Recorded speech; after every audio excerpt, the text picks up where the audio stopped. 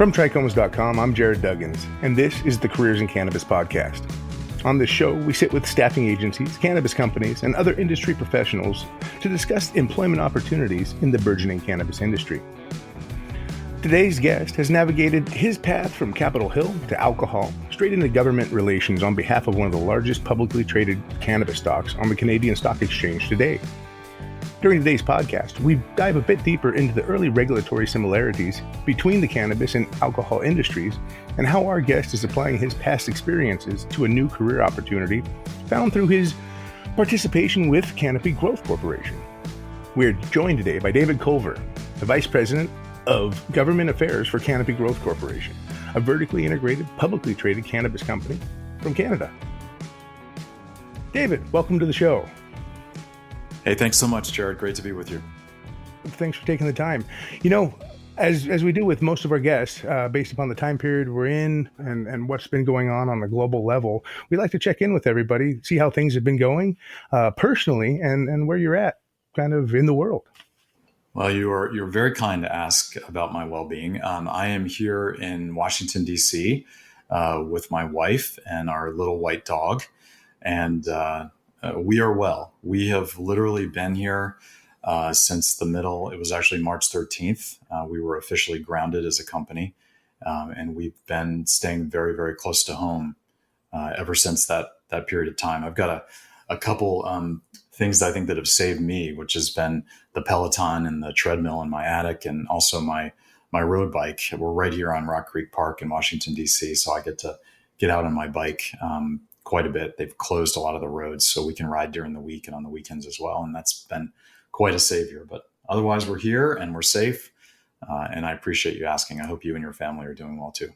That's great. You know, you mentioned the rides around the park. It's funny. I've just recently purchased my first bike in, 15, 20 years, and started on a beach cruiser ride. My 5-year-old just took his training wheels off. So our favorite thing to do is ride around the block a few times every day. So yeah, been keeping busy that way as well. Well, there's nothing better than a bike ride outside, and I'm obsessed with my 2 road bikes. I ride them all the time, and I'm glad you were out there with your son. That sounds like great fun. Yeah, definitely. So, hey, on Careers in Cannabis, we discuss with industry executives, recruiting agencies, and other people involved in, our burgeoning cannabis industry, as we like to say in the intro there. But Canada's been at this for a while, and realistically, before we get too much into Canopy Growth and in your position there, I wanted to see the transition, how you got into cannabis. I do believe that you were formerly of the alcohol industry.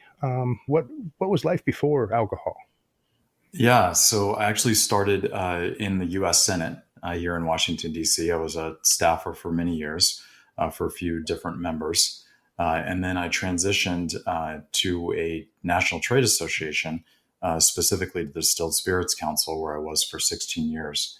And it was about this time, actually, in 2018, that a friend of mine who was in the cannabis industry, and I'd helped kind of guide him into a really senior role with a major company here in the US. And we'd gone through the process together, and I knew enough about what the cannabis industry was lobbying on Capitol Hill and in the States because I'd been monitoring it for the alcohol industry.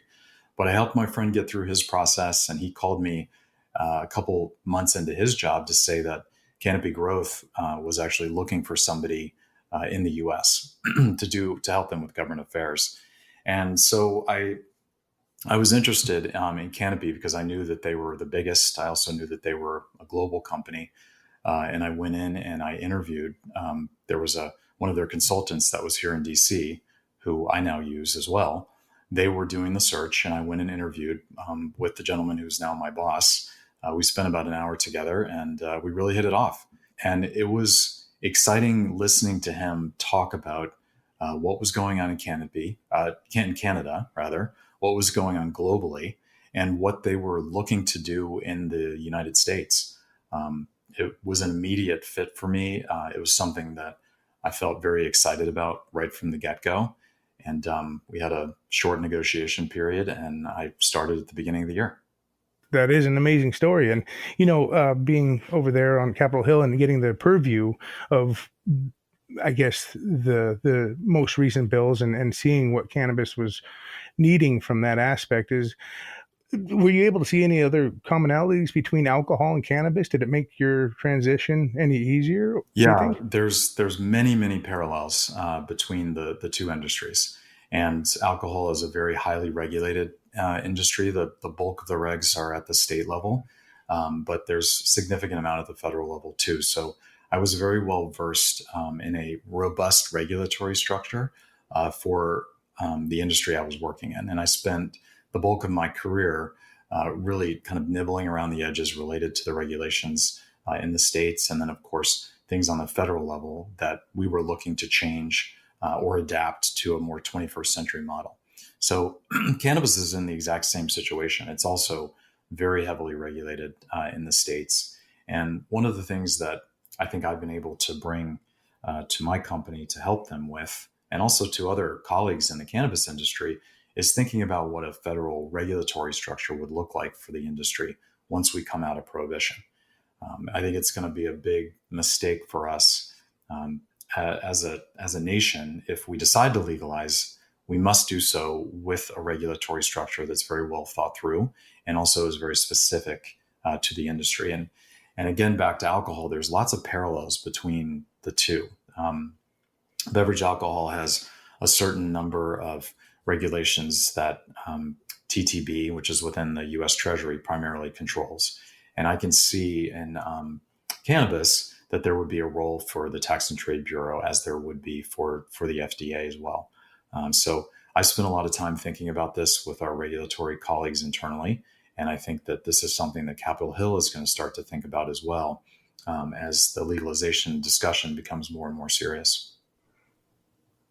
Yeah, no, that's within mentioning federal legalization and the fact that, going back to the beginning of the conversation, how Canada is leading in that current realm there, and your ability to export internationally and do that kind of thing.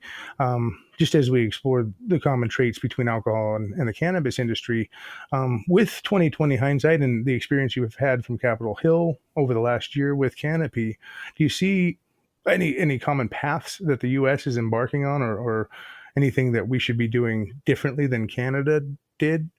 I know you weren't directly involved with that, but as per the company, Canopy Growth, it grew through that.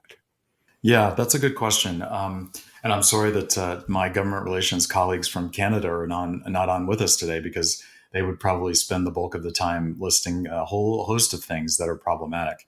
But again, back to the point that I made earlier, I think that there needs to be, cannabis is a very unique product, and it has many different types of uses. It's not just an intoxicant. It has medical purposes, for instance, as well. And so we need to make sure that that framework is something that actually reflects the unique nature of the product. And I think a lot of people, when they think about cannabis, they relate it to tobacco, even more so than they do alcohol. But we're not just talking about smoking cannabis anymore. There's all sorts of different ways that one can consume the products, whether for medical purposes or for adult use. And I'll pick on what's probably my favorite example of this is the THC beverages that we've rolled out in Canada. They have a small amount of THC. They taste great. They have no impact on the liver. They have zero hangover. They have no calories. So this is the type of product that is new and unique.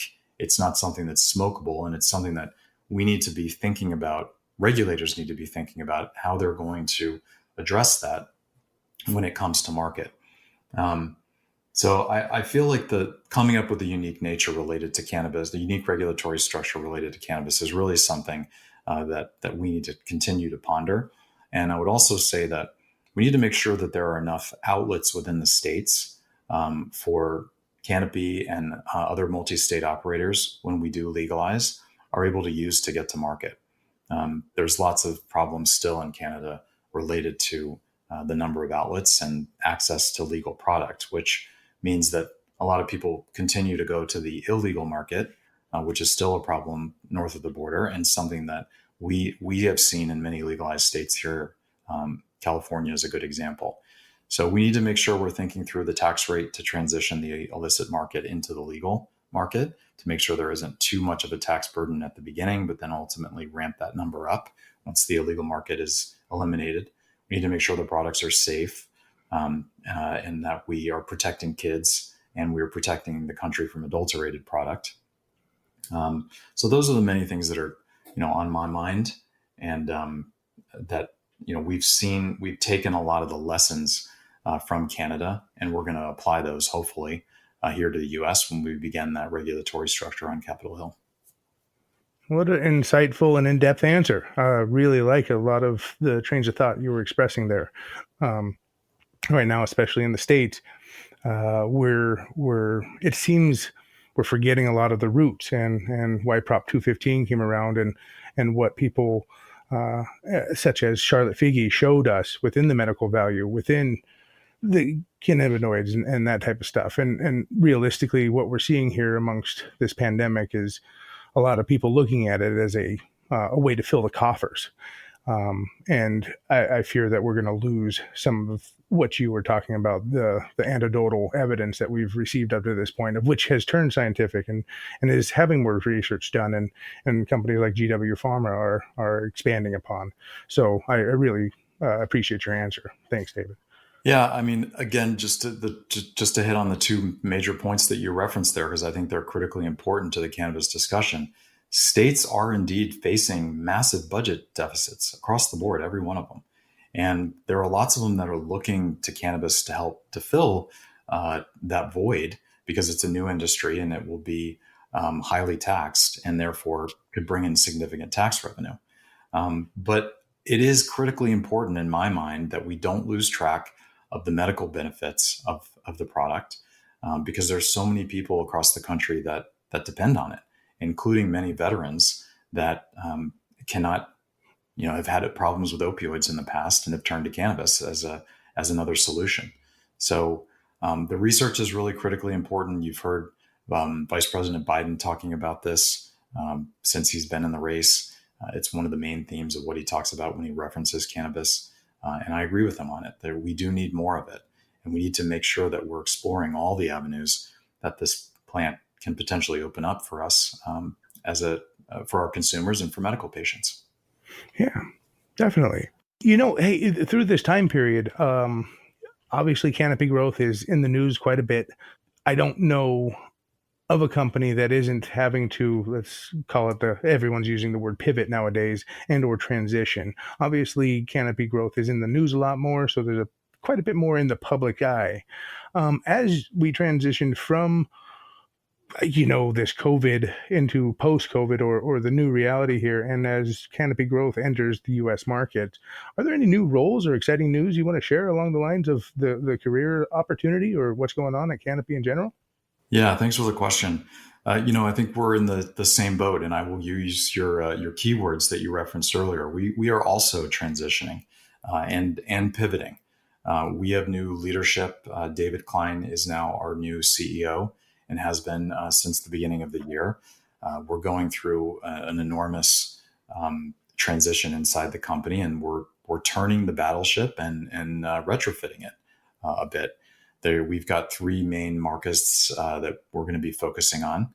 And this is all commentary that's come out of our quarterly earnings and from my CEO, but Canada, the US, and Europe are really going to be the focus for us as a company. So as we've gone through the process over the last 8 months, it's not been an easy one. And there's been a lot of transition. There's still more to come, but we do have a number of job postings that are out there. That's available. Folks, I would suggest to your listeners that they go to canopygrowth.com to look at the career opportunities that are available. We have a very small group here in the US, but as we start to roll out our SKUs and continue to build our business here in the United States, those number of job opportunities are going to continue to grow. And of course, we're on the edge of, in my opinion, of the end of prohibition. And once the end of prohibition does occur, and once we get regulatory certainty around CBD products, I think that both markets for us could have the potential to explode, which means really significant job growth here in the US and the other targeted markets that we have. Oh, I couldn't agree more. I do believe we're one or two of the larger corporations participating, whether it's a Pepsi or Coca-Cola or what have you in the nutraceuticals. Once somebody of that nature gets involved, Katie bar the doors. There aren't enough human beings to fill the job openings, and this glut of CBD we're seeing here internationally will all of a sudden be a shortage. But that's just a prediction.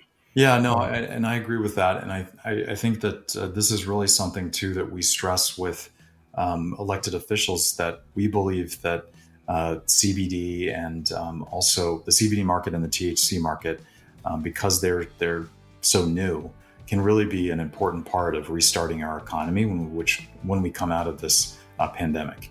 And we're going to find a solution to this. We are going to come out of this as a nation. We will rebound like we do from everything else. And I really feel like cannabis and the new CBD market can be a really important driver in that economic recovery, because we will, as I said earlier, mean significant numbers of jobs and tax revenues for states that are struggling with budget deficits. yeah, we shall see how the U.S. endures and what the crossroads of this looks like. David Culver, Vice President of Gov't Relations at Canopy Growth, thank you very much for joining us today. Great to be with you, Jarod. Thank you so much for having me. You can follow our series, Careers in Cannabis, as well as many more great shows like this one at TRICHOMES.com. If you're a member of the cannabis community and you have a story you want to share with us, reach out. You can reach us at careersincannabis@trichomes.com. Please take a second to subscribe to the podcast and write a review. It really helps others find the show. For TRICHOMES.com, I'm Jarod Duggins. Be well, and thank you for listening.